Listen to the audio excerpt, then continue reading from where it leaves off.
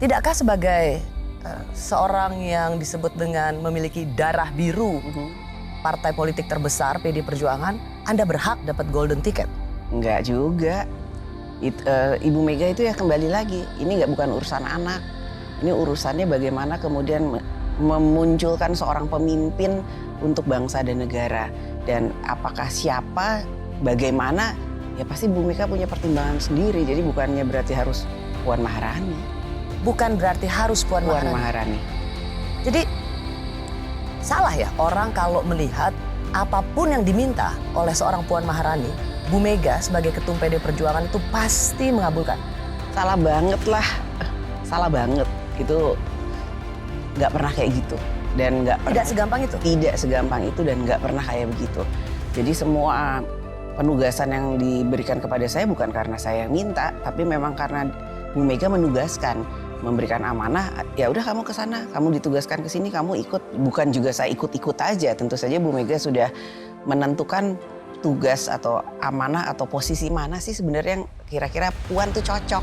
Makanya kemudian saya menjalani hal tersebut ya dengan tujuan ya bisa berguna bukan untuk diri saya saja, bukan untuk keluarga saya, tapi untuk bangsa dan negara. Dan ini yang penting nih Ros, ya juga untuk perempuan-perempuan Indonesia.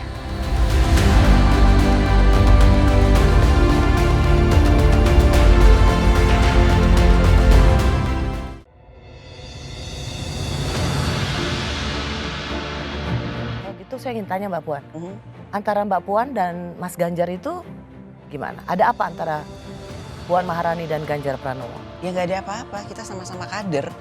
Dan kamu inget nggak dulu itu kan saya ketua tim pemenangannya Mas Ganjar waktu di Jawa Tengah. Ya. Dan kita solid, kita bisa memenangkan Jawa Tengah, kita bisa memenangkan Mas Ganjar jadi gubernur. Dan pada saat itu ya sebagai satu tim saya merasa bahwa apa yang kita lakukan bersama-sama itu ya oke banget lah gitu. Jadi kemudian dan saya berharap kita selalu punya tim yang kuat dan solid seperti itu untuk bisa menjaga kantong-kantong PDI Perjuangan. Jadi nggak ada pikiran macam-macam, nggak ada ditujukan oleh siapa. Jadi ya itu yang punya pikiran-pikiran kayak negatif seperti itu hanya ingin memecah belah PDI Perjuangan supaya nggak solid. Kita harus kompak dan kita tunggu apa yang menjadi penugasan kita selanjutnya, karena soliditas dan kekompakan sebagai orang yang menyatakan atau mengaku dirinya kader itu lebih penting untuk menuju tahun 2024. Ya, alhamdulillah saya bisa memberikan satu kebanggaan kepada orang tua saya. Saya diberikan penghargaan sebagai doktor honoris causa, Bu. Yang penting itu adalah seorang perempuan dari Indonesia di Indonesia, kemudian politikus yang sekarang dianggap bisa memberikan kontribusi pada bangsa dan negara sehingga dikasih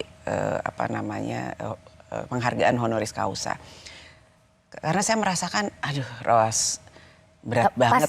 Pasti saya gini Mbak Puan, pasti ada sesuatu dalam memori kolektif atau yang diingat oleh Mbak Puan pada saat ada di podium itu.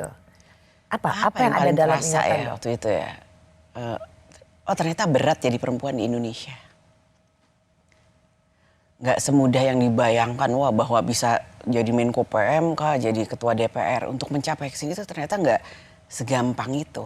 Ya kalau tadi kan Rosi bilang, kenapa sih Mbak Puan selalu dibully terus, kayaknya apa aja yang Mbak Puan lakukan salah terus.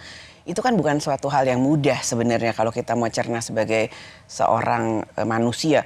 Kok udah berusaha kerja sebaik-baiknya, berusaha kerja yang semampunya, tapi kok kemudian tetap salah terus. Kan itu beban batin juga ya.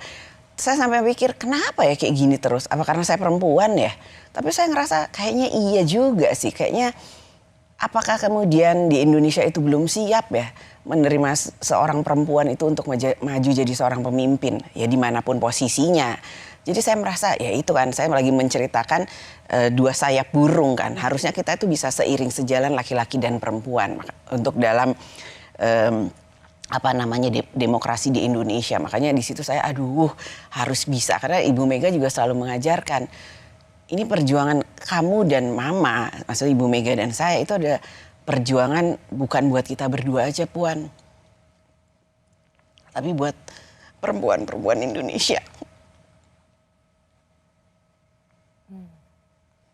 Sering Mbak Puan merasa dianggap tidak mampu karena perempuan? Sering. Bayangkan kalau saya aja merasa seperti itu, saya ngebayangin, aduh perempuan yang lain kayak gimana.